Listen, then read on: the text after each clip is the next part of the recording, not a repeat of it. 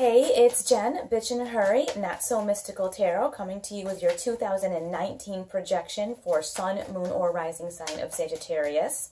You can find me on Instagram at Bitch in a Hurry or at bitchinahurry.com. I would like to thank everyone who has participated in the little sale that I have going on readings. They're all an additional 25% off now through the end of the year. The code for that is HH2018. Happy Holidays 2018. So if you have already gotten your reading and I've heard from you that you were happy about it, which thankfully that's been the case, I really am, I'm so thrilled about that. And if you have recently just ordered a reading, I am working on them and I will get it to you right away as soon as I possibly can. So just know that I am working on them. You may want to check your moon and rising signs because this is a general reading. So check your moon and rising signs as well to get a little bit more clarity on this reading. Also, if you would like more clarity for 2019, in the personalized, one of the readings I offer is a 2019 projection, and it actually goes month by month and gives you specific details about each month, but that I can't do in a general reading, so it would be much too long. So anyways, feel free to order one of those from me, and I will get that to you as fast as I possibly can. All right, we're just going to find out what do we have, getting a few clarifier cards for Sun, Moon, or Rising sign of Sagittarius for 2019. You guys have an extra clarifying card, but that's fine. All right, we start out the first quarter with the Three of Swords. So there's some sort of, something did not go the way that you had planned. It seems like maybe you had some big things you wanted to do in 2019, and the first few months out of the gate, they're just not going the way that you planned.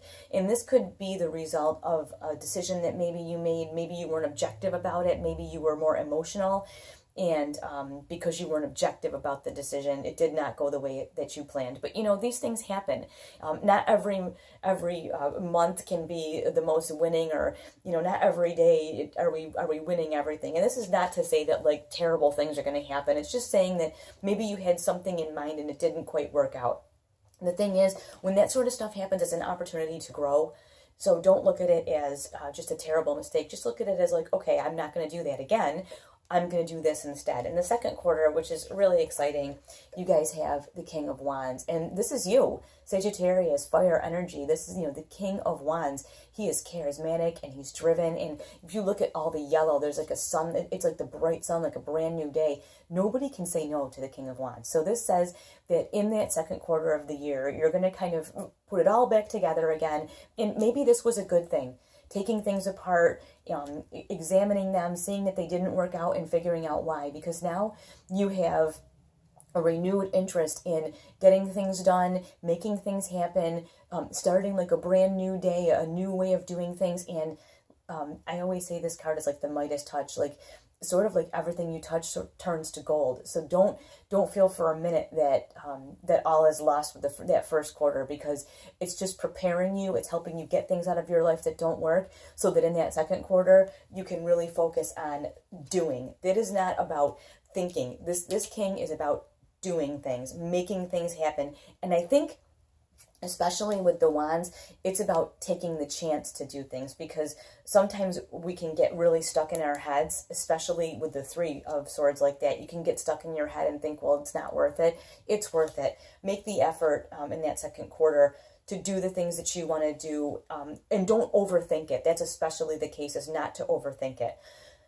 Now, the third quarter, the King of Pentacles. So not only have you been doing things are going well, now you're seeing some serious success from these things that you're doing.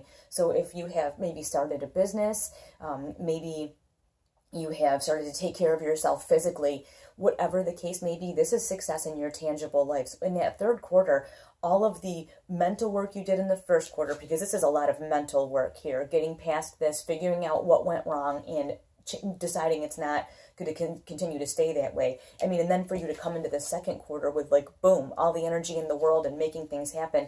Now you see the result of that.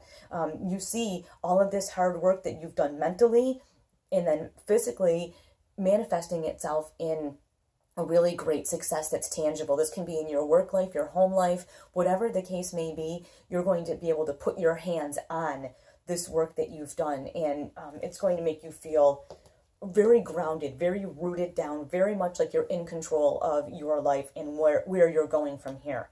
Now, in the last quarter, I really love this card. You have the Seven of Pentacles. And if you look, there's fruit up here, there's fruit here. This one is perfectly ripe, though. This stuff isn't quite so ripe. This one is, it's not too bad, but this one is perfect. So as you look back over the whole year and this last quarter, you're going to notice that the success you've had is because you haven't settled. You've chosen only the ripest fruit, and that's a pattern that you're going to want to keep moving on into 2020. Now that you've established what works for you and the way that you need to move through the world to get the success that you want and to feel fulfilled and to feel like rooted down in your home and in your work life, like you're really in a good place. And this is just saying, in this last quarter, don't just settle for whatever comes down the pike. Really only take the things that are perfect for you. Only take the things that are made just for you. Don't settle for stuff that's almost okay. Only take what's perfect. We have some clarifying cards here, and I think this one is important, the Five of Swords. This can often be like negative thinking, defensive thinking, and I think for us to get out of this Three of Swords moment in the first quarter of the year, this is a clarifier to tell us that being defensive and negative is not a good way to let whatever this is go. So it's just a caution to not be defensive, not be negative. This harboring that sort of feeling, that negative thinking, maybe you're thinking, I'm so stupid, why did I do this? Or this other person is so stupid and I don't like them, and this is why, and they're wrong, and here's why. And that is like a waste of time, and it just perpetuates more of that kind of energy. So I think this is just a caution, just saying don't get stuck in negative thinking during this year, because you really you're moving in such a positive direction. Negative thinking will just stall you. We also have the Hermit, and with all of the energy going on with these two kings right here, it's going to be very important for you to take time away to yourself to regroup, because that King of Wands is an immense amount of energy, and the King of Pentacles is also an immense amount of energy, and to have the 2 quarters in a row or 6 months of that kind of energy, while so successful and exciting, is also very, very tiring. So you're going to need to make sure to take time to refuel. You may not be able to take weeks off or anything like that, but maybe you can get an afternoon here or there. Whatever that looks like for you, find a way. If it's doing yoga, going to the gym, going to a bookstore, sitting in a park, whatever you want to do, but find a way that you can get away and renew yourself.